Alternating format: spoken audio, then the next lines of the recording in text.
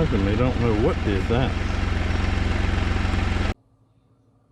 It is a rainy, boring morning here, and I started looking through some of the videos that I had done with the GoPro 12 camera, and when I found some where I was testing different things with the microphone. That's where I found the footage that you just saw, and some more with the same thing. It was September the 28th, and I was just running back and forth, trying different things with a microphone to see if I could get something that I liked. And September the 28th, the reason that's an important date is that we had plans for taking the Spyder up into the Smoky Mountains on September the 30th. So I think you can begin to see the problem here. What you'll see in this next segment is where I backed the Spyder out of the garage, and then you hear this high-pitched tone, and then you're going to hear a staticky sound. That staticky sound is coming over the radio speakers. So I'll play it for you now.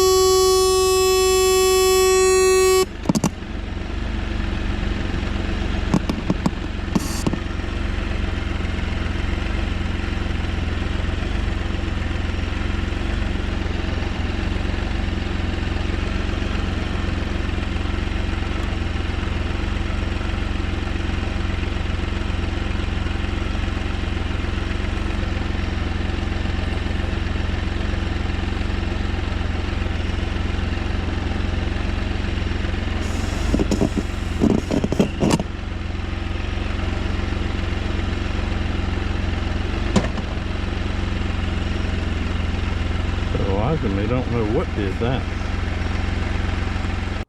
In the next segment, you'll see where it appears to me initially that everything's going to be okay, even though that wasn't good. And then as the bike begins to move. Now I've got the helmet on, and the sound that's going through the speakers is also coming through the headset inside the helmet. So it's really quite loud when you hear that sound in the helmet. Then as I try to go out of the drive, the bike's just not moving. And then it shows where it's gone into limp mode. And then at the end of the clip, you'll see where it's just not moving at all. And somehow the bike had managed to lock itself in neutral. Okay, we're back to camera only here. Just don't know what created that sound a minute ago.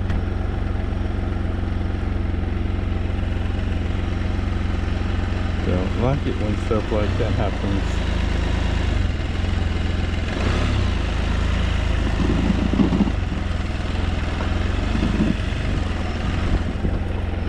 I'm picking up sound through my helmet.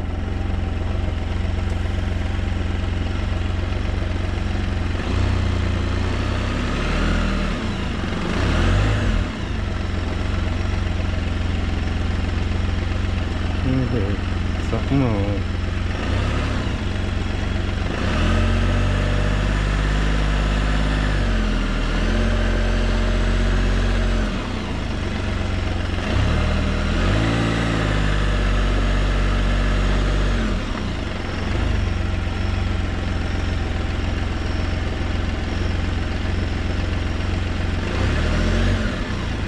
says I'm in limp mode.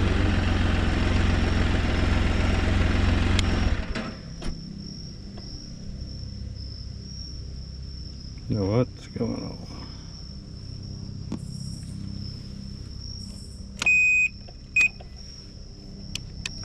Limp mode.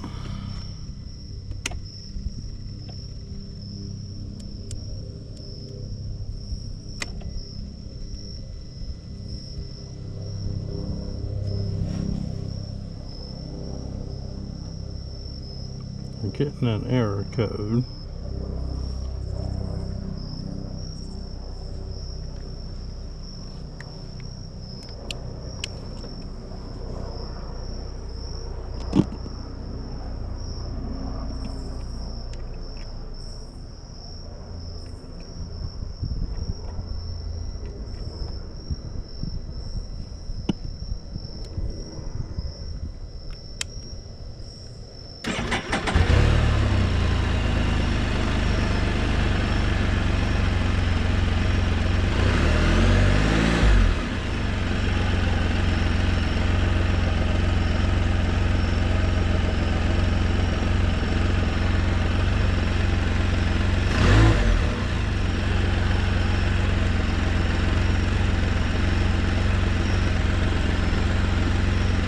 Okay, what's going on?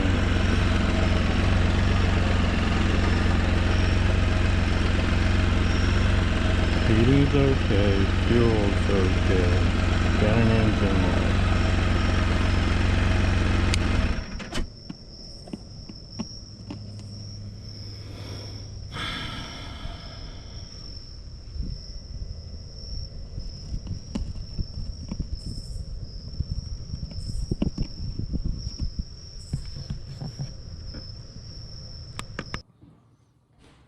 I ended up leaving the bike in the drive that night because I couldn't move it. When I went to work, I made notes of what had occurred so I could call the Can-Am dealership. Here are my notes. At that, I said that I cranked it, put it in reverse, and backed up. I stopped to put it in first.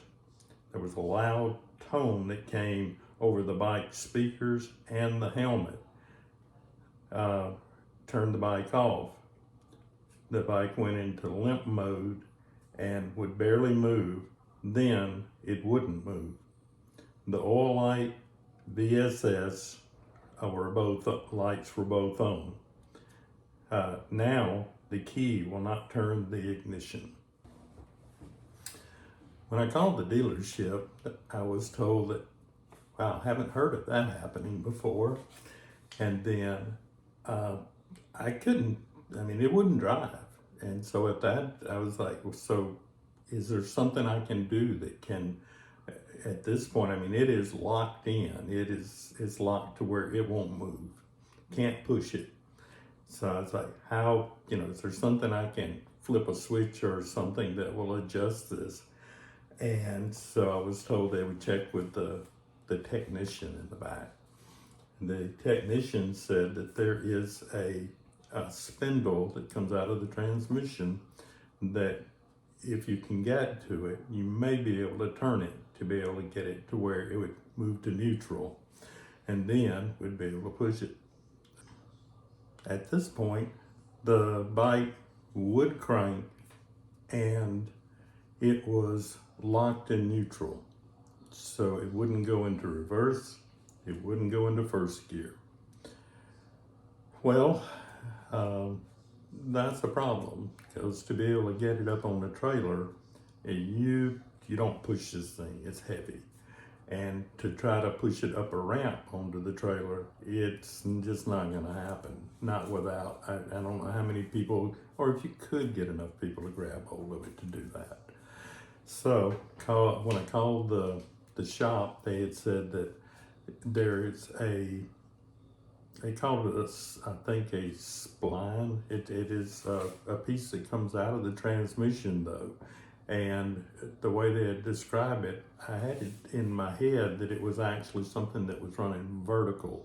And as it turns out though, it actually, when it comes out of the transmission, it runs horizontal.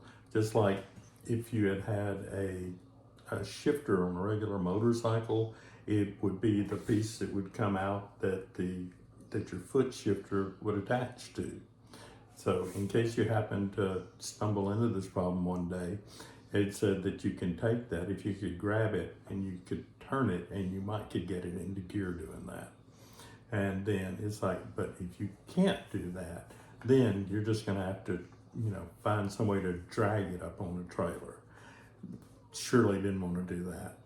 As it turned out, came back home for lunch that day, and for whatever reason, the thing had released to where it would go into gear. It was still in limp mode, but at that I was able to drive it up on a trailer and be able to take it to the dealership, where it spent the next month. Now, looking back on things, had I thought about things, I could have made things better, because they did their diagnostics on it in the first week. And with that, they said it was a yaw rate sensor and a module. What was it? A radio module. Now, had I understood what I was hearing, the radio module is basically replacing the radio part of the radio. And so we're talking about an 8-year-old bike, and the radio in it compared to what can be bought today is, let's face it, it's ancient. And I can assure you that the price for the rebuilt radio module, it was very futuristic. So when we got through with the thing, they did replace the yaw rate sensor. They did replace the radio module, which it took 3 weeks for the radio module, reconditioned radio module, to come in and to have it installed. Had I just understood what I was hearing, probably could have just removed the radio module, had the yaw rate sensor put in, and I'd have been up and running in the second week. Well, didn't turn out that way. So you've seen what mine did. Hopefully yours won't do it. Maybe something that I've put here could be helpful to you if you have this problem. Again, thanks for watching.